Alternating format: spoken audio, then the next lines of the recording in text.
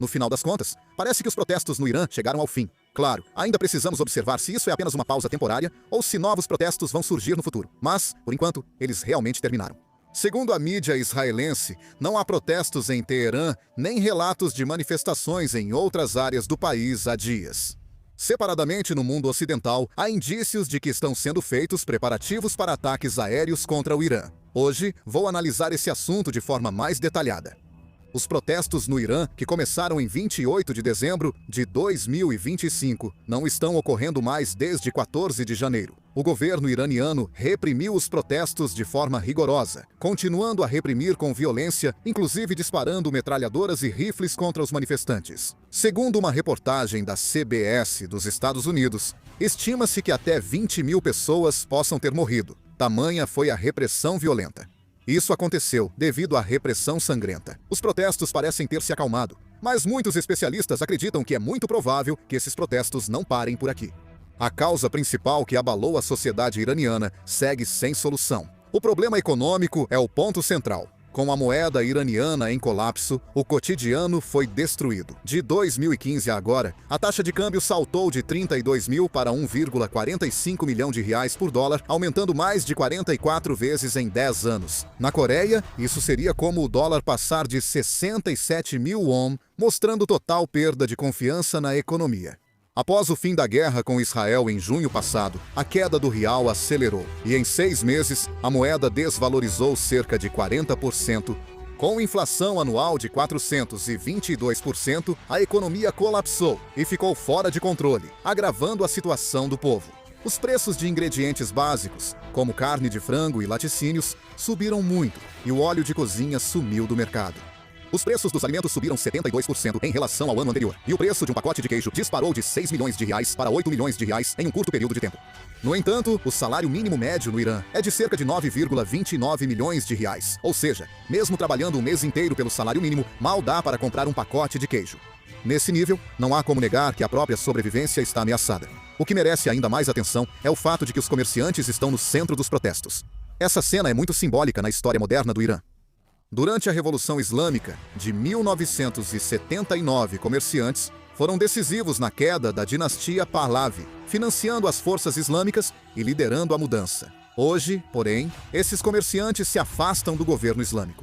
Isso pode ser interpretado como um sinal de que as fissuras dentro do regime se aprofundaram consideravelmente. Além disso, com milhares ou até dezenas de milhares de pessoas sendo massacradas, a raiva e o medo em relação ao governo estão se acumulando ao mesmo tempo. Considerando toda essa situação, é por isso que muitos avaliam que o colapso do regime iraniano é apenas uma questão de tempo e que mais cedo ou mais tarde isso provavelmente se tornará realidade. Até agora, nenhuma solução fundamental foi apresentada para os problemas econômicos, sociais ou políticos, o que indica que a instabilidade interna do Irã provavelmente aumentará ainda mais no futuro. No entanto, nessa situação, observa-se que várias potências mundiais estão se preparando para intervir. Claro, o presidente Theory Pompeo afirmou que, como o Irã interrompeu as execuções, ele também suspenderia ações militares. Principais ativos militares dos Estados Unidos da América seguem para o Oriente Médio, e caças europeus se concentram rapidamente na região. O porta-aviões americano da classe Nimitz, Rinkeonam, segue rapidamente do Mar do Sul da China ao Oriente Médio, e deve chegar em 20 de janeiro em 3 dias. Além disso, segundo a Fox News, ativos militares importantes dos Estados Unidos da América, como aviões-tanque, estão sendo enviados para o Oriente Médio. O senador Rinji Georeyeon chegou a dizer que este é o maior momento de mudança desde a queda do Muro de Berlim. Vamos analisar isso com mais detalhes. Imagem de satélite de 15 de janeiro mostra as bases aéreas de Al-Udeid e Prince Sultan na Arábia Saudita. Os aviões de transporte saíram, mas os aviões-tanque aumentaram, certo? Na base aérea Prince Sultan, na Arábia Saudita, foram vistos 3 KC-135 e 1 KC-47 Pegasus, que não estavam lá antes. Atualmente, os Estados Unidos estão removendo aeronaves não essenciais do Oriente Médio. Você pode se perguntar por que aviões estão sendo retirados de uma base aérea. Se houver um ataque aéreo contra o Irã certamente não ficará de braços cruzados, certo? Portanto, se o Irã realizar esse ataque, é muito provável que ele atinja bases militares americanas no Oriente Médio. Para minimizar os danos, parece mais provável que estejam retirando as forças dessas bases. Além disso, vemos que aeronaves militares europeias também estão sendo enviadas para o Oriente Médio.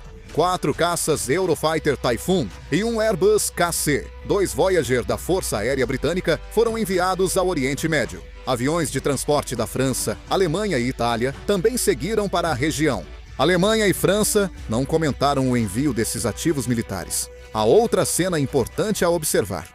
Os países do Ocidente estão quase simultaneamente retirando às pressas seu pessoal e cidadãos do Irã. A evacuação de instalações diplomáticas é sempre considerada uma medida de último recurso, pois só é tomada quando os canais diplomáticos estão praticamente paralisados ou quando se avalia que há uma alta probabilidade de um conflito militar iminente. Mas, desta vez, não foi só os Estados Unidos. Vários países ocidentais emitiram orientações para deixar o Irã em um momento semelhante. E há indícios de que a retirada de seus cidadãos e a evacuação prioritária das famílias dos diplomatas estão ocorrendo simultaneamente. Isso pode ser interpretado como um sinal de que as autoridades governamentais estão compartilhando cenários de ameaça bastante específicos. Ao mesmo tempo, os movimentos de Israel também são muito significativos.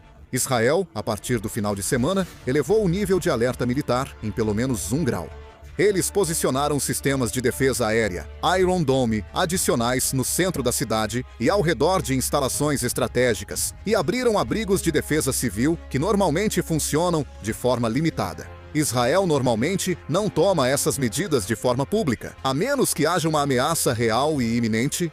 Internamente, isso é interpretado como um sinal de que eles consideram bastante alta a possibilidade de retaliação por parte do Irã ou de forças aliadas ao Irã. Analisando toda essa situação, fica claro que existe uma diferença evidente entre as declarações do presidente Donald Trump e os movimentos militares que estão acontecendo no local. O presidente Donald Trump, publicamente, transmite uma mensagem de contenção em relação a ações militares. Mas, ao mesmo tempo, o deslocamento de porta-aviões da Marinha dos Estados Unidos da América, o envio em grande escala de forças aéreas e aviões-tanque, além do envio direto de caças europeus para o Oriente Médio, continuam sem parar. Considerando que operações militares só podem ser realizadas quando a preparação é concluída muito antes das palavras, os movimentos atuais parecem ser um processo para deixar todas as opções prontas, de modo que possam apertar o botão a qualquer momento. Por isso, alguns veem as declarações de Donald Trump como estratégia de engano. Externamente, ele faz declarações que parecem aliviar a tensão, mas na verdade mantém a pressão para que o adversário não baixe a guarda nem tome medidas preventivas. Durante o ataque aéreo à Venezuela, cenas semelhantes se repetiram. Na época, também houve declarações negando ações militares, mas ao mesmo tempo houve movimentação de porta-aviões e o envio de forças especiais, e no final, a ação militar aconteceu. O que ocorre hoje no Oriente Médio repete padrões antigos, tornando difícil aceitar as declarações atuais literalmente, segundo análises. No fim das contas, é difícil descartar a possibilidade de que o atual momento de calma não seja resultado de uma diminuição das tensões, mas sim um estado semelhante à calmaria antes da tempestade. É claro que também existem olhares preocupados sobre essa questão. Um dos principais motivos pelos quais os Estados Unidos não conseguem decidir facilmente uma intervenção militar direta contra o Irã é porque a estrutura interna do Irã já está em uma situação muito vulnerável. O Irã, à primeira vista, pode parecer um país unificado, mas se olharmos mais de perto, ele se assemelha mais a um Estado multinacional.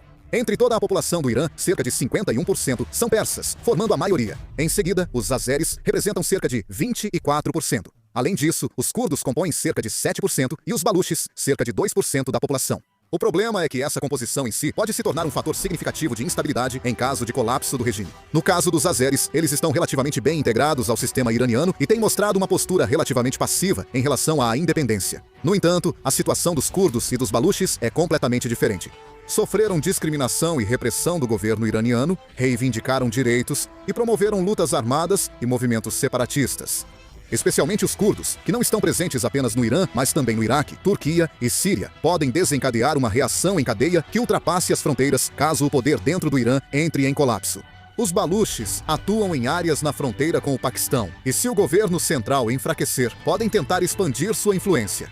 Nessa situação, se houver uma intervenção militar externa que abale ou derrube rapidamente o regime iraniano, é muito provável que o problema não termine apenas com a troca de governo. Isso porque, aproveitando o enfraquecimento do poder central, é muito provável que as forças regionais se armem e tentem impor seus próprios interesses. Nesse caso, há alertas de que o Irã pode não só passar por um curto período de caos, mas também entrar em uma situação semelhante à guerra civil da Síria ou em uma guerra civil de curta duração. Se os conflitos persistirem por interesses sectários, étnicos e regionais, o peso para a comunidade internacional pode superar conflitos anteriores no Oriente Médio. Há ainda uma variável geopolítica importante. Bem ao sul do Irã está o Estreito de Hormuz. Esse estreito responde por 35% do transporte marítimo mundial de petróleo e cerca de 20% de todo o petróleo transportado globalmente passa por ali. Se o Irã colapsar, o impacto inicial deve ser sentido no mercado de energia global, não no próprio país. Se a situação interna do Irã se tornar instável, a segurança do estreito também ficará comprometida. E quando os petroleiros estiverem sob ameaça, o preço internacional do petróleo inevitavelmente reagirá imediatamente. Por isso, os Estados Unidos e os países ocidentais pressionam o Irã, mas ao mesmo tempo estão extremamente cautelosos com um cenário em que o Irã colapse completamente. O regime é um problema, mas acredita-se que seria difícil lidar com o colapso do país. O impacto de uma ação militar pode abalar não só o Irã como país, mas toda a região do Oriente Médio e até a economia mundial. Por isso, essa questão sempre permanece como uma área onde escolhas extremas e riscos extremos coexistem. No fundo, a preocupação do Ocidente com o Irã é sobre quem e como lidará com o possível caos após um ataque, não sobre atacar ou não. Devemos observar como Estados Unidos da América Ocidente e outros países agirão. Retirada de embaixadas e movimentação de ativos militares americanos costumam ocorrer antes de guerras. Então, é preciso cautela. O que vocês acham da situação atual? Por favor, deixem seus comentários. Vou encerrar o vídeo por aqui. Obrigado.